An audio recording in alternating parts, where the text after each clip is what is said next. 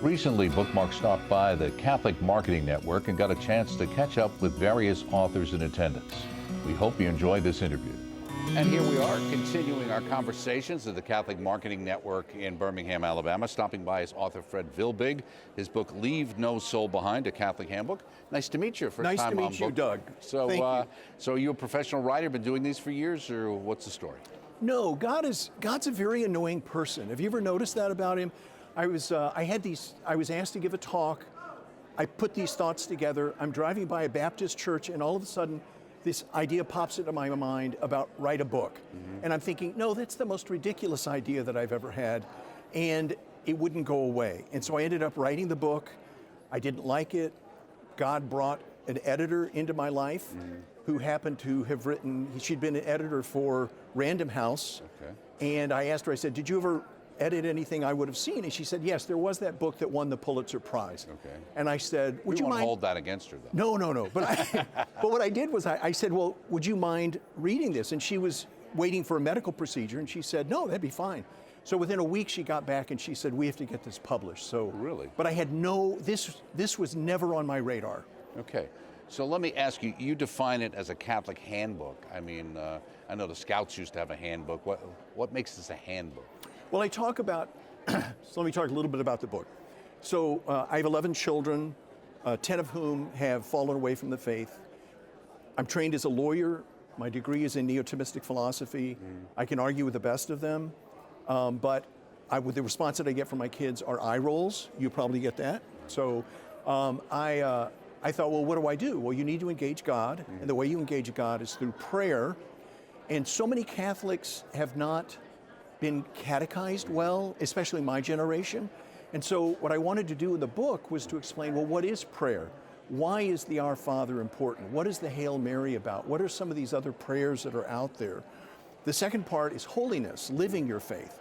And the fact that people look at the 10 Commandments as, oh, God says I can't do these things. It's a negative kind of a thing.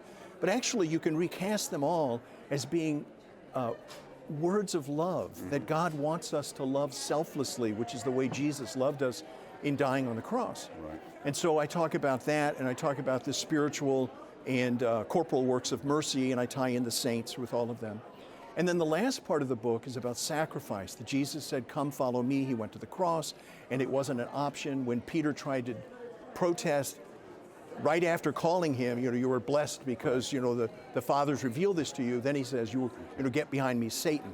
It was emphatic that we follow him and go to the cross. Right. And we unite our sufferings through the Mass, which is Jesus on the cross. So I'll leave it at that. Let me ask you with this, obviously we've been doing the show for a number of years. There's probably more books being published now than there ever has been, actually, even Catholic books especially, in a lot of ways. And various topics like these and others. What makes you, in your mind, what perspective are you bringing to this that you think makes this book a little bit different? Well, okay, so you interviewed Father, I think it was Walsh, he's a Norbertine priest, and he mentioned that when he does monthly meetings with his parishioners, one of the biggest questions is, people say, our children have fallen away from the faith, what do we do? Right. I try to address that question as from the perspective of a father of 11, and from the perspective of a lay person, because the battle is being fought in the trenches, and that it is a spiritual battle that we're fighting. Right. And so I think that perspective is a little bit different, and I hope it brings value. So I think you mentioned 11 children, 10 fallen away. Did I get that number right? The one who hasn't, where were they in the Quran? Number one. Number one. She's number one. Okay, she's number one. And she has her 7th on the way. Okay. So God bless her. Well, what was it about, do you think, her upbringing that was different than the others who followed? We don't know. Okay. That's the thing, because they all we sent them all to Catholic school. We sent them, I bribed them with breakfast to go to Mass with me in the morning. And we would do, we prayed. Yeah. I would read to them. We did all the same things. Right. We don't know. My wife and I have talked about this many times. We just don't know. Right. And society is such a... What does she think? Did you ever ask her? Yes, we did. Yes, we did. Social media. Right, that's what I was She says she was kind of pre-social media, and all the other kids were kind of as it was growing and developing. Right. And I was the president of the Catholic Lawyers Association in St. Louis, and we had a priest come in and talk to us from North St. Louis, which has a lot of problems. And somebody asked him, said, what do you think of social media? And without batting an eye, he said, work of the devil. Right. And it has caused more problems. People are so depressed and anxious, right. and we think it has a lot to do with social media and all of the garbage that's on it. Right. So, Right. Well, again, it's people being told a lie. I mean, he's the father of lies. it's a fantasy. Yes. Right. It's a fantasy that Satan projects Right. to try to draw people away from, and he says, you'll be happy if you do this. But if you look at society, all those people are miserable. Right. Well, because once he lures you in and you fall for it, then he turns on you. Right. Well, also, there's a hole in our hearts, and we try to fill that hole with all kinds of things in this life. But the problem is, Father Garrigou Lagrange wrote about this. He wrote about how that that hole is immense, that there's almost like a universe in our hearts. Yeah. And the only thing that will fill Augustine, that is right. God. Yes, Augustine talks about that. Right. That Hearts are restless, right? Yeah, our hearts are restless who rest in thee. Right. But the idea is that the only thing that will fill that hole in our hearts is God. Did you ever wonder, I mean, maybe it's a situation, and I don't mean to get, but I think it relates to the book, and I'm just interested as an indication from your family. Do none of the other children look at your oldest daughter and say, gee, life is pretty good for her. It seems like it's working out really well. What's different about Just her the situation? opposite.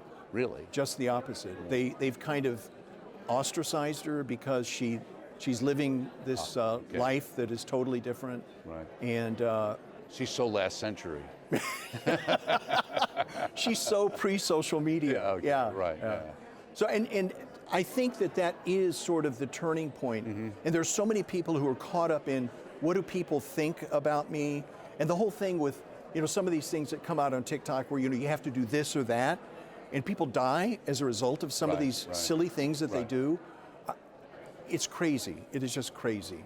Well, yeah, sometimes I think it's a function of people who have too much time on their hands, which is not a good situation with social media because people get sucked into that. And they need a little more something to spend their time on. A lot of us grew up, having jobs when we were 14 or 15 or 16 years old, whether it was mowing lawns or whatever it was. In the world we live in today, a lot of people haven't had that experience. Our society, we seem to want to promote products and things that give people leisure. And I think it was Joseph Piper that talked about how, what was the name of his book? It was about leisure and culture and society. I remember the name. I remember the book. I don't remember. Right. Anyway, the idea was that if we had more leisure, we would develop more culture. It's just the opposite. We live in such a narcissistic society that we turn in on ourselves when we have time. Right. And it's sad. It results in very unhappy people. And to dovetail on what you're saying, in a sense, obviously the whole social media, the whole idea of the selfie says it right there. That's all narcissism. This idea that people are taking pictures of themselves that nobody will look at but besides them, whether they realize it or not. And some of those pictures that people take, they're taking them by cliffs and then they fall off the cliffs. Right. They do crazy things in order to promote themselves. Because they get hung up on themselves. Right. They lose focus on reality because they're so focused on themselves. And the point is, as we all learn through life, there's always some who are greater and some who are lesser. And the more you try to measure yourself against other people, the more depressed you're going to get. Because you're not perfect. We are not sufficient for our own happiness. If we were, solitary confinement wouldn't be cruel and unusual punishment. Right. And the way to happiness is the cross, Jesus emptying himself completely out of love of God, out of love of us, and that's what we're called to, is a selfless love. Is this your first book you actually wrote? Well, I wrote another book that's a law-based book. Okay. It was a collection of columns that I did, but basically this was the first book of this type. And how do you usually write when you're writing? In the morning, time of day, on a computer, longhand? What do you? I'm one of those that writes out longhand, and after Mass Very in the lawyerly morning, of you, right? I know. People make fun of me for that, like you're doing. Get anyway, out the legal pad, right? So when after Mass, I go into the church. We have a Blessed Sacrament chapel, but I go into the church, and I usually pray and write in there, and so that's basically where I write. Okay, and you said you might be working on another book?